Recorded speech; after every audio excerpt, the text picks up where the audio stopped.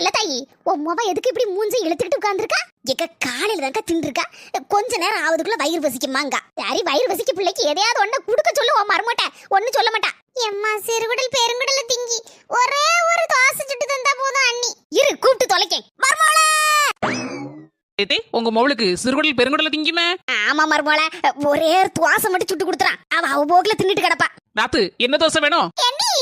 எனக்கு ஒரே ஒரு கல் தோசை மட்டும் சுட்டு கொடுத்துட்டீங்கன்னா நான் போக்குல தின்னுட்டு என் போக்குல இருப்பேன். சரி, கல் தோசை எப்படி சுடணும் அத முதல்ல சொல்லு. சிறுசாவும் இல்லாம பெருசாவும் இல்லாம நடுத்தரமா தோசையை ஊத்தி வெங்காயத்தை பொடி பொடியா போட்டு அப்படியே மலைச்சாரல் மாதிரி நம்ம இட்லி பொடியை தூவி விட்டு ஒரு கல் தோசையை கொண்டு வாங்க. 10 நிமிடங்களுக்கு பிறகு என்ன தோசைக்கு மேல கல் இருக்கு? நீ என்னடா செல்லம் கேட்ட கல் தோசைன்னு? அதான் கல் தோசை கொண்டு வந்துட்டேன். வாயில போடு.